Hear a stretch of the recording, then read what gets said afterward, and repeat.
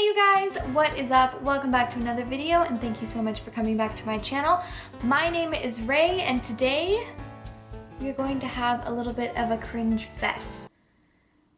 Yeah, it's not good.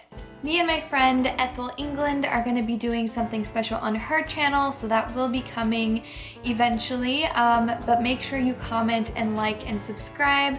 That way we know that you guys want to see that. And yeah, it's going to be connected to my diaries, which is actually kind of cool. So go ahead, stay tuned, and pull up a chair, grab some tea because I was a very cringy teenager. Okay, so I do want to say that I have quite a few notebooks that have little to nothing in them. This one was a gift. Most of them are gifts too, because people know that I love to write. And I also love buying my own notebooks, so when people get me stuff, I usually already have like 5 other notebooks that I need to use, so I don't get around to it.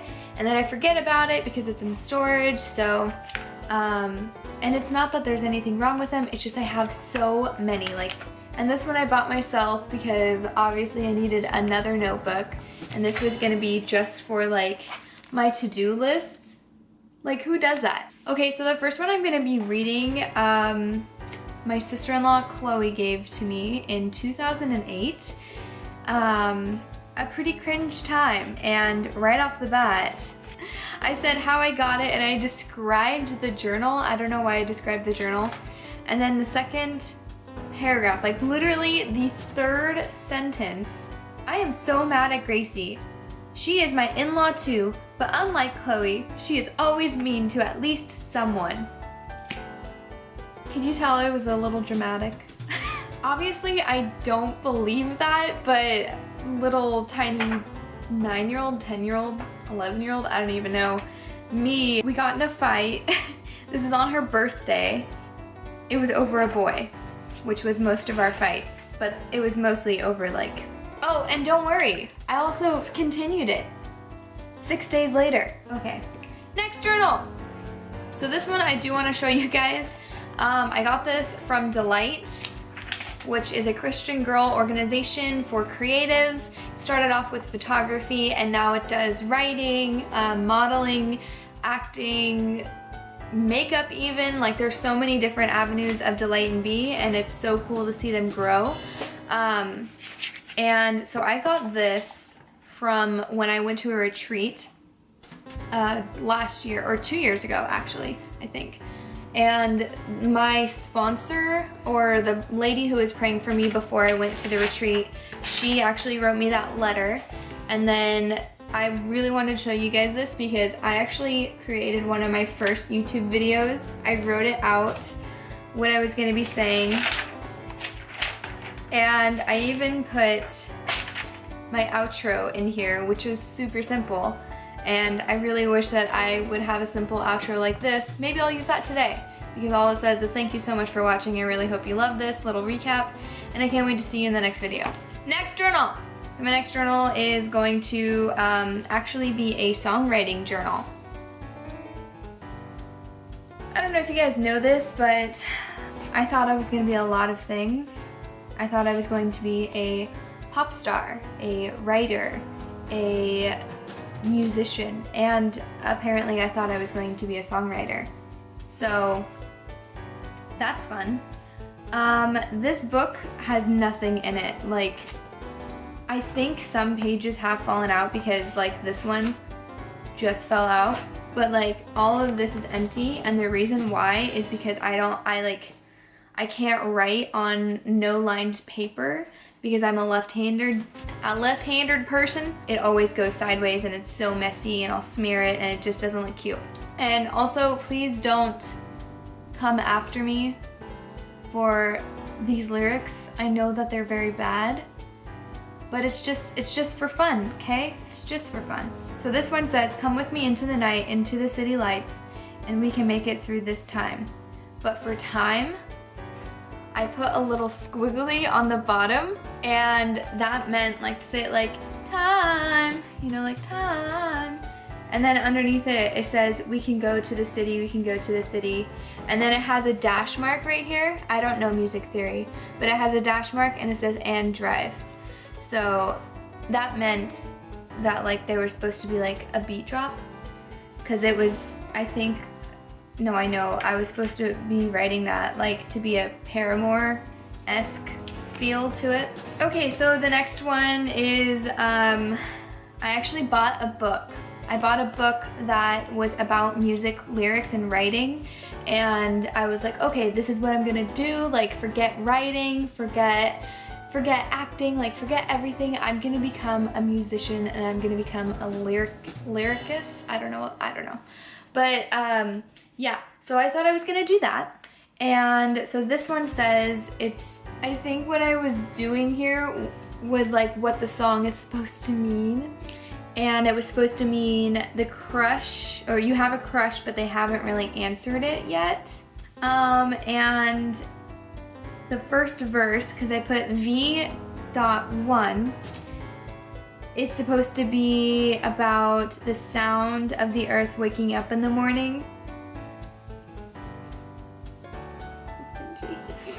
Makes me believe that there's some good in this world. Dark. When I turn over and see the space that you left in my empty bed. That's sad. That's like actually, I mean, I wrote this when I was 14, so there was nobody in my bed, but apparently I thought it was just relatable. I remember it said that it needs to be about sound, hear, and smell. I mean, every good song has sound, hear, and smell in it. Okay, so the next part says, the smell of you lingers on the t-shirts you left. I know you're not coming back. I don't feel that bad. But honey, I don't feel that bad. Okay, this part I actually like had in my head for so long. Like I actually like really thought I was onto something. I was like, man, this is gonna be my first hit, man. This is just the chorus. It's on this side. You had lemon on your lips while your hands were on my hips.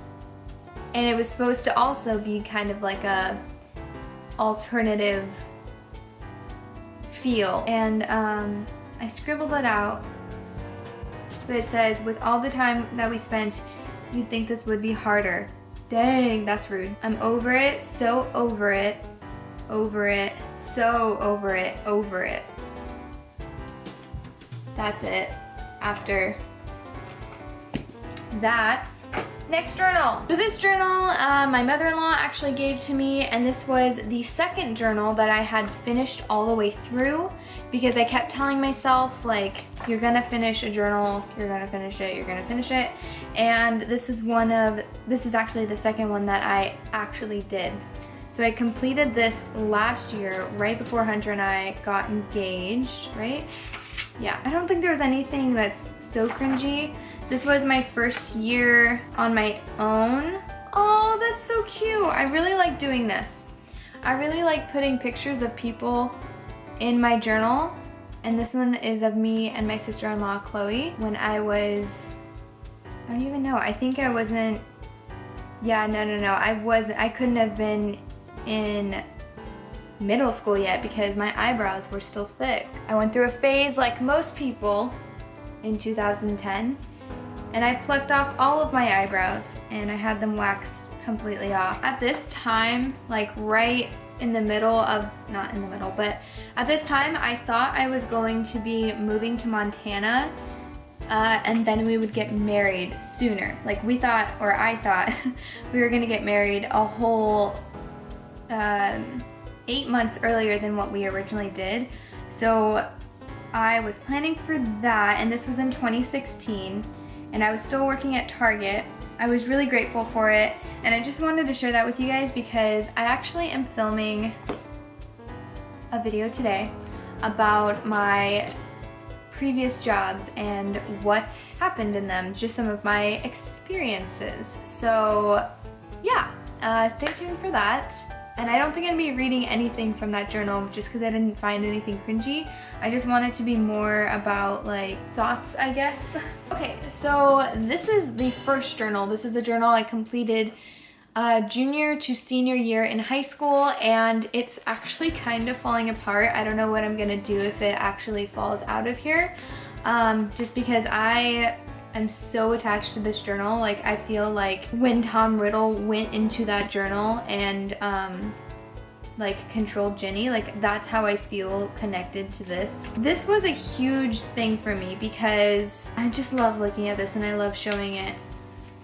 This is before I became a Christian, and this, the one with the pink hearts on it, is when I became a Christian. But yeah, this is pre-Christianity, this is Christianity. Just like the thoughts and the entries change so dramatically. There are some of them that, like right at the beginning, like I'm still learning. I mean, I'm still learning today. I've only been a Christian for 3 years.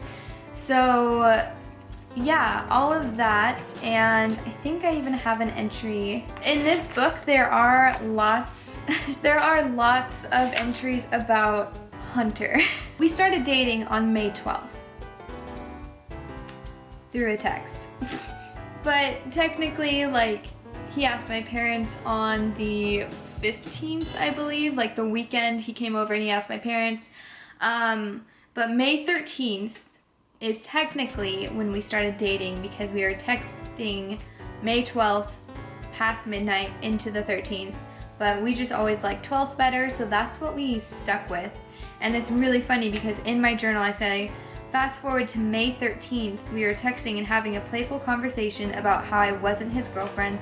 Then he out and asked me. So I even have it like written in here that we were dating on the 13th. So that's kind of fun. There is one in here that's just like, oh girl, why you cringe?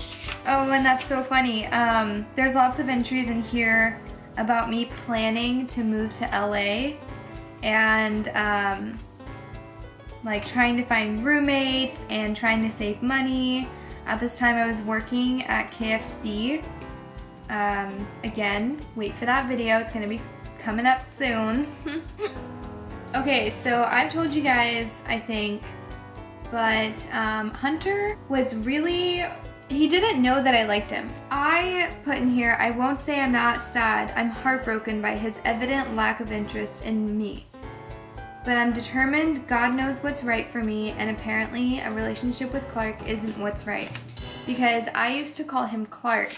He used to call me Christy because that was my middle name. Okay, sorry, I ran out of space on my memory card and I had to go do that. So. Okay, so last thing I want to say in this book is a really cringy thing about Hunter. The last paragraph in this thing says, honestly, I just want the chance to get to know him. I want him to be interested enough to text me first and ask me how my day is. I want him to subconsciously think about me. I want to know what his biggest fears are and what his biggest dreams are. I crave knowledge that is of Hunter Clark. No matter how creepy that sounds, it's true. Well, it was very creepy. And this one is actually a combination. There is things in here from when I was in college, and it's just this cute little notebook. But it starts off with like another small story, and I'll just read a little bit of that too. Faster, faster, faster. The sun was setting, that pushed me to run faster. Apparently English wasn't great. I ran with my hands in front of me, shielding my face from the thin branches that I slammed into, receiving cuts on my arms as well. But I couldn't stop. I had to keep running until I was as far away from the stake as possible. Ooh, as far away from them. After 15 more minutes of running, I decided I was in too deep into the forest to be found. Slowing to a walk, I realized my legs felt like jelly. I stopped and leaned on a tree, deeply panting, finally allowing myself to breathe fully, to fully breathe. Yeah, so just kind of looking over that. So this was supposed to be a dystopian society, and my character was running away from what all of her other friends was going into. the steak was supposed to be like the head of it. I don't really know, but that was actually my junior years when I wrote that one. And then I continued writing another one. I don't remember writing it, but I do remember like knowing, or not knowing, but thinking that I was gonna have like a huge breakthrough for it or something. I'm not entirely sure. Yeah, and then it just goes into college stuff. So I'm not gonna go into that one. So I do want to share something with you guys for the very last thing. I'm not gonna read anything from these, but these are journals that Hunter and I wrote to each other when we were long distance.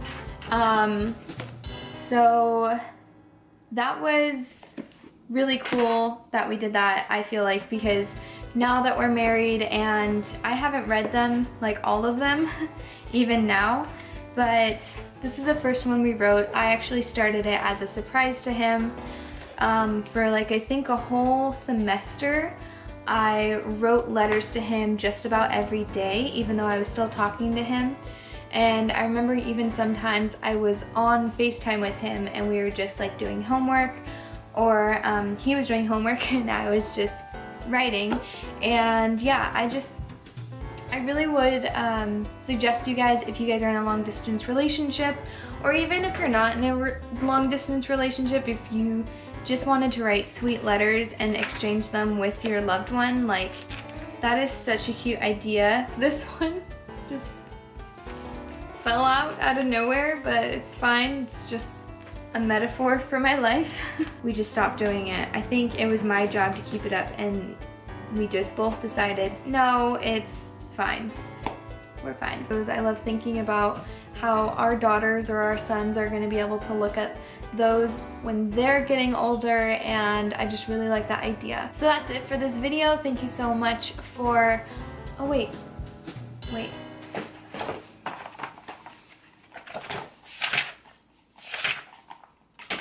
Thank you so much for watching. I really hope you loved this little recap, and I can't wait to see you in the next video. Actually, I am gonna add to that, please like and subscribe. We are at 91 subscribers, and we are so close to 100, but I definitely will be uploading more in December for Vlogmas, and I really hope you guys will enjoy that. Let me know some topics that you want to see. I'm going to be putting lots of different things in there, and yeah, I just wanted to say thank you so much, and I'll see you guys next time. Okay.